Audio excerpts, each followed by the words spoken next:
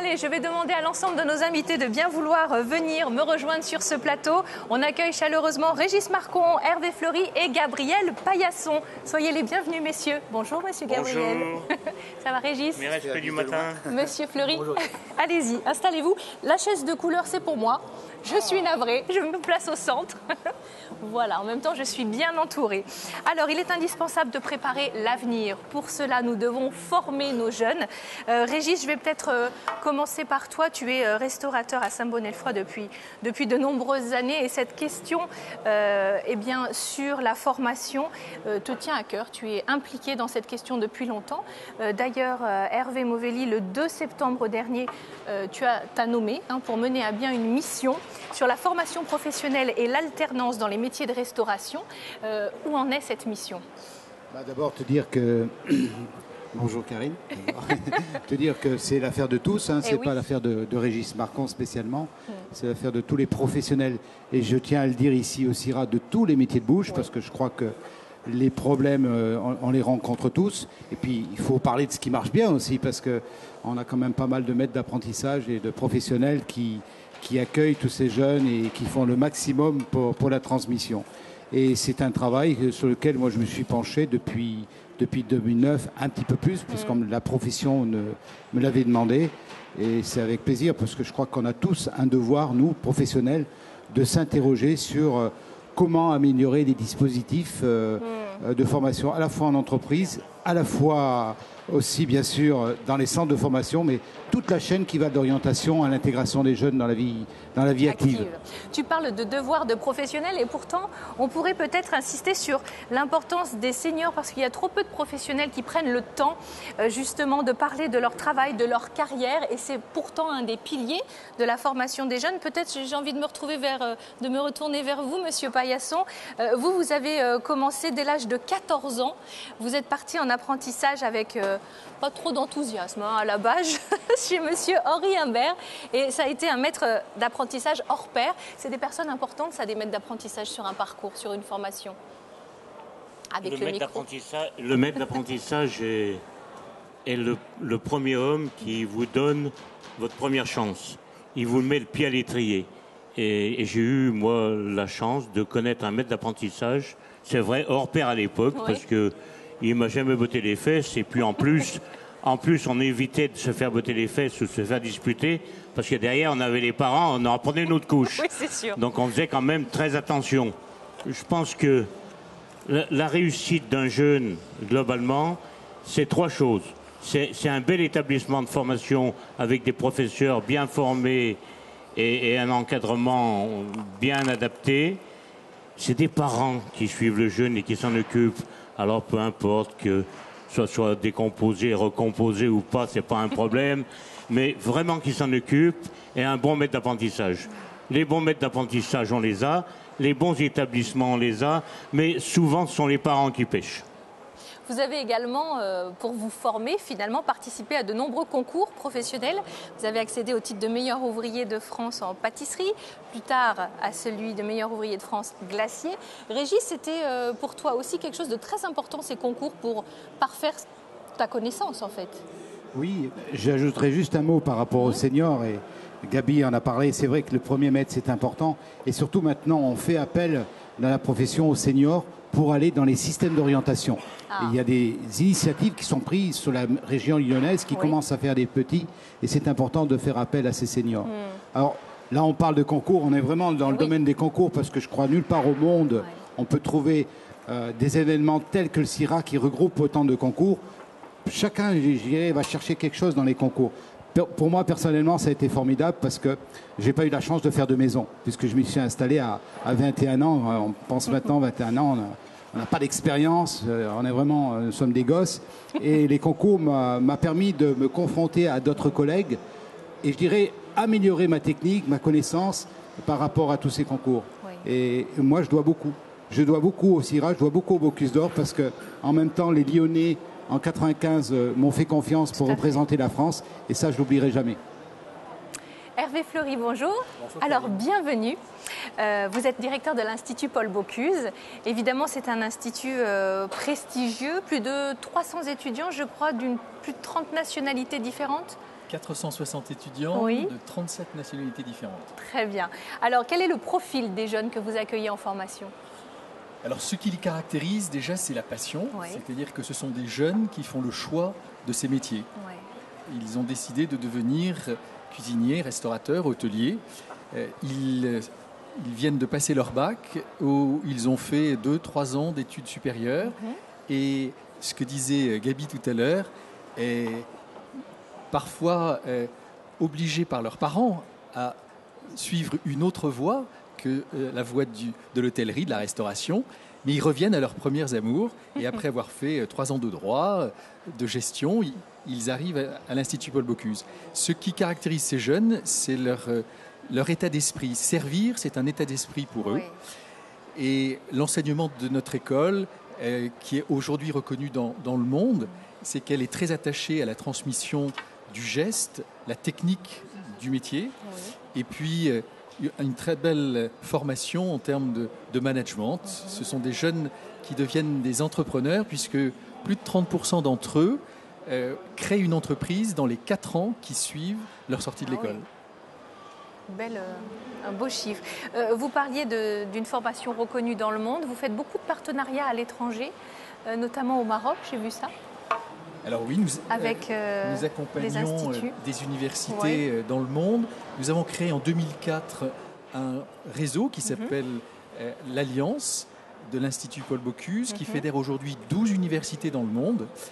Et l'an passé, l'Institut a ouvert 2 programmes d'enseignement, un à Lima, au Pérou, où nous formons 40 jeunes péruviens à devenir des cuisiniers dans l'esprit de formation dispensée à Lyon, et Singapour. Voilà deux exemples du rayonnement de l'Institut Paul Bocuse dans le monde auprès d'universités qui forment des jeunes à devenir acteurs de nos métiers. Alors aujourd'hui, messieurs, quels sont les outils existants qui peuvent permettre aux jeunes de s'orienter, de se renseigner sur les métiers de l'hôtellerie-restauration ? Les outils sont multiples. Il y en a un qui est quand même important, sur lequel il y a eu des efforts de fait assez importants. C'est l'ONICEP, bien sûr. Oui. Je vois surtout dans les métiers de la restauration. Après, vous avez toutes les missions locales, bien entendu. L'orientation à l'école. Oui. Mais je crois qu'il est important, nous, de se pencher. L'orientation à l'école, j'en parlais avec les seniors, c'est important, avec les professionnels qui vont pouvoir aller dans les écoles. Là, il y a un effort de l'éducation nationale pour ouvrir un peu plus les portes. Mais je crois que le gros effort à faire, c'est ce public de jeunes en décrochage. On compte, soi-disant, 150 à 180 000 jeunes en décrochage scolaire. Ça veut dire quoi, le décrochage? Il a 2 niveaux. Soit on n'a plus envie d'aller à l'école après la 5e, la 4e, soit on a fait des études supérieures, bac plus 2, plus 1 ou avant, et on se dit, moi, ce métier, j'ai envie d'y aller. Soit parce qu'à un moment ou à un autre, je n'ai pas fait le choix, soit qu'à un moment ou à un autre, les parents ont dit non, mais tu ne vas pas aller dans ces métiers, c'est pas un métier. Malheureusement, ça reste encore. Ça reste. Et là, nous, on a besoin d'accrocher ces jeunes, parce que ces jeunes-là n'ont plus envie de frotter les bancs d'école encore.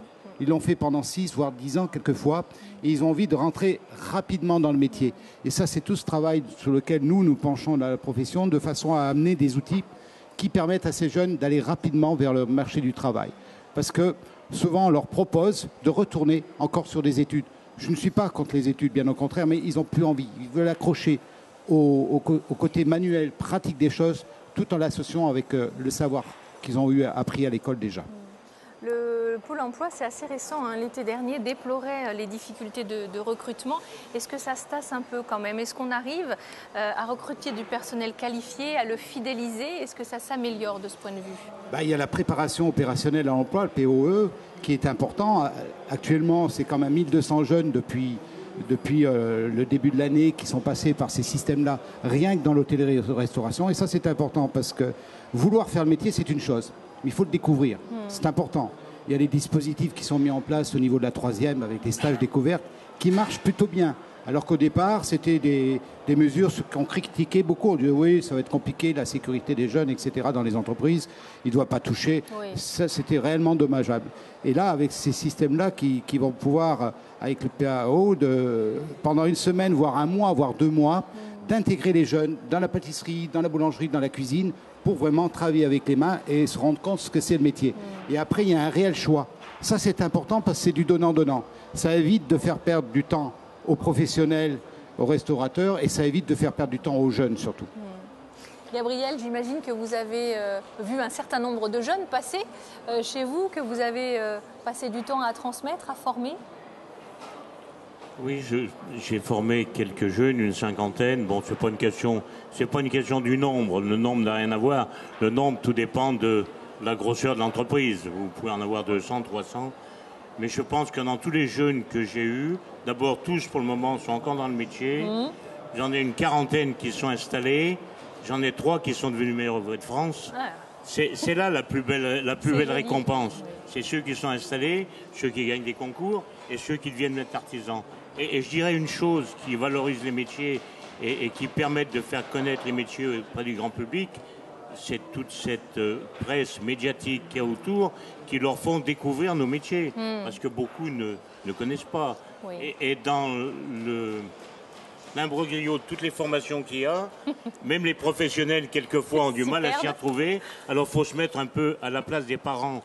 Pour la lisibilité, c'est pas facile. Alors toute la vulgarisation dans le bon sens du terme nous apporte beaucoup, nous, à nos métiers. Et je dirais qu'en pâtisserie, on a un peu trop de monde maintenant, et c'est bien. On va pas se plaindre. Hein. Justement, qu'est-ce que vous pensez de l'impact des émissions de télé, par exemple, dans la vocation des jeunes? Est-ce que ça a eu vraiment un impact et des conséquences, cette médiatisation? Oui, je pense qu'au niveau de la pâtisserie, ça a eu un gros impact. Dans les années 93, nous étions en sous-effectif pour rentrer dans la pâtisserie. Je dirais maintenant, comme je vous ai dit, on est nombreux et c'est bien. Donc la télé a un très bel impact, tous les médias ont un très bel impact, à condition aussi que ces jeunes soient bien encadrés, parce qu'on est toujours au même point. Il ne faut pas prendre ces émissions au premier degré, mais quand même, l'aspect faire rêver les gens est toujours intéressant. Vous savez, si les gens vont au foot, c'est qu'ils ont vu Zidane. Voilà, s'ils vont au judo, c'est qu'ils ont vu le Renner ou Douillet, voilà. Oui. Donc il faut qu'il y ait des têtes d'affiche, il faut que la presse s'en empare et motive tous ces jeunes, mais à condition de ne pas prendre ça au premier degré, parce que quand même, au bout d'un moment, il faut mouiller la chemise. Ah oui. Le travail, il n'y a que ça de vrai. Monsieur Fleury, dites-moi, est-ce que vous avez vu le nombre de demandes d'inscription dans votre établissement augmenter, justement, avec cette médiatisation des métiers de bouche en général? Je ne suis pas sûr que le nombre... On prend un étudiant sur 4 aujourd'hui à l'Institut Paul Bocuse. Il y a un des diplômés de l'Institut, Jean Imbert, qui a gagné le concours Top Chef. Oui. Et bon, j'ai suivi forcément ces émissions. Tabata, qui était également une diplômée de l'Institut, est arrivée 4e. Ouais. Et je trouve qu'on les met dans des situations extrêmes. Ça tente à montrer que voilà, il faut vraiment vouloir être dans ce métier. Mais je trouve que ce qui ressort chez ces jeunes, c'est leur passion, leur détermination. Ils ont envie de gagner. Et je rejoins ce que dit Gabi, c'est un effet d'entraînement qui montre que finalement, si certains de leur âge y arrivent, eh bien pourquoi pas eux. Et donc, ils décident de suivre une voie avec détermination. Vous en prenez 1 sur 4. Quels sont les critères de sélection? Ou alors autrement dit, quelles sont les qualités indispensables pour exercer ces métiers? Voilà, je crois que c'est les qualités. Oui. En fait, servir, vouloir servir le client en équipe, il faut une personnalité qui soit ouverte à ce type d'environnement. Alors, bien sûr, il y a le dossier académique, mais il y a l'entretien de motivation qui permet de déceler chez le jeune sa vraie motivation. Et aujourd'hui, parce qu'on ne rentre pas dans notre école pour essayer, on rentre dans cette école et on en sort 3 ans après avec une belle formation du métier, ce que j'appelle moi l'intelligence de la main, et puis une formation managériale qui est aujourd'hui extrêmement importante, pour ne pas dire indispensable, si on veut réussir en qualité d'entrepreneur ou de salarié dans une entreprise ou dans un grand groupe. Donc oui, moi je dis souvent, ce qui caractérise nos jeunes, c'est leur envie de servir et de faire plaisir. Ils vont, si vous allez sur 6e Sens, dans le cadre du CIRA aujourd'hui, vous allez voir 50 étudiants de 3e année qui ont conçu 4 concepts de restauration, qui le mettent en œuvre. Wine Bar, ils ont conçu cet espace, encadré bien entendu, mais ils vont le mettre en œuvre, ils vont servir lundi soir, ils vont servir la Coupe du Monde de pâtisserie, ils vont servir le Bocuse d'Or. Oui, c'est formidable, c'est une chance incroyable. Et tout ça, c'est beaucoup d'énergie, mais ils sont très heureux de participer, tout en restant à leur place, avec humilité, mais envie de bien faire. Donner envie, donner confiance, donner l'exemple. C'est 3 façons de résumer les choses qui vous parlent, Régis. Oui, parce que c'est les titres que j'avais mis sur mon livre blanc. Tout à fait. Et je m'excuse, je reviens un peu sur ce qu'on dit au niveau des émissions télé. Pour nous, la restauration, on a vu vraiment un impact. Plus de 11% dans les CFA, c'est énorme. Par contre, on déplore que les métiers de service, qui pas sont oubliés par les médias, mais ce n'est pas toujours facile pour les médias pour mettre en valeur, mais on a un déficit dans les métiers de service. Oui. Alors pour revenir sur ces 3 titres, je crois qu'ils nous tiennent tous à cœur, ces titres. Ça nous parle, ça nous parle. Gabi Briel tout à l'heure parlait de donner envie. Il parlait comment il est allé dans ce métier, puis il a vu un maître. Moi, ça a été pareil. Alors que je n'avais pas réellement envie de faire ce métier. Mais ce premier chef que j'ai rencontré, qui m'a donné envie par sa façon de travailler, de nous parler, de nous faire vibrer. Ça, c'est le donner envie. Donc il y a un travail énorme à faire à ce niveau-là. Donner confiance, c'est tout ce travail d'accompagnement qui est binôme.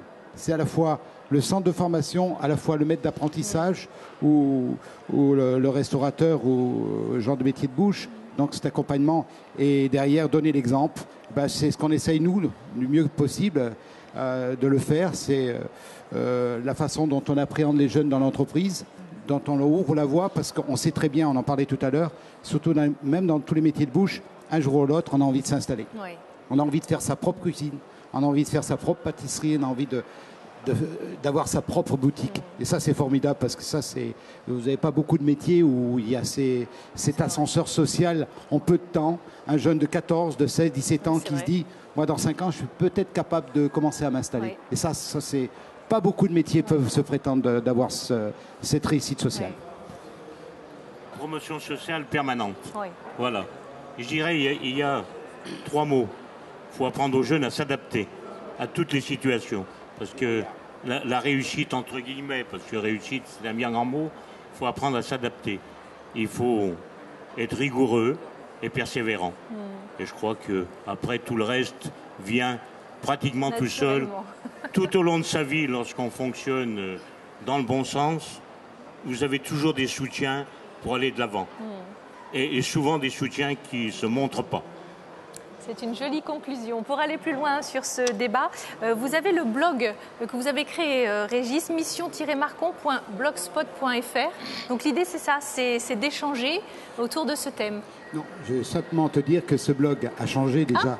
Depuis 7 mois. D'accord. C'est maintenant bien vivre la restauration. D'accord. Alors ce blog... Vivre la restauration. Vivre la restauration.com.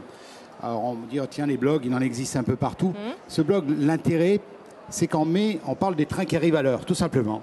On parle des professionnels qui vivent bien leur métier, qui accompagnent bien les jeunes et qui veulent faire parler de leur expérience. On fait parler des jeunes, on fait parler des responsables de centres de formation. Et on est quand même monté déjà à 220 000 quand même, hein, donc ça marche plutôt bien. Et ce qui m'importe, c'est les commentaires qu'il y a derrière. Chacun a la possibilité de s'exprimer sur ce blog. Bon, ça permet de faire passer de l'information. Oui. Alors j'en profite pour parler d'une journée qu'on met en place en avril, journée restauration, qui est une journée de promotion pour expliquer à tous les acteurs de la formation, qui va de l'orientation jusqu'à l'entreprise, quelles sont les choses que nous avons mis en place, et entre autres, un dispositif qui va certainement faire des petits, on appelle le permis de former, c'est-à-dire qu'à partir de septembre 2013, dans la restauration, c'est pas n'importe qui va pouvoir accueillir des jeunes. Ça va passer par un permis de former, un diplôme, qui fait que le maître d'apprentissage pourra accompagner un peu mieux les jeunes. Ça permettra surtout de labelliser les entreprises performantes à ce niveau-là. C'était hyper important dans notre métier. Eh bien, merci beaucoup, messieurs, Régis, Hervé, Gabriel. Bon Syrah à vous, on se retrouve très vite. Et puis, vous imaginez bien qu'un tel salon ne s'est pas monté tout seul. Il y a eu évidemment beaucoup d'efforts. Vous l'imaginez bien. Comment s'est passé le montage? Comment l'ont vécu les exposants? Eh bien, voici le tout en images.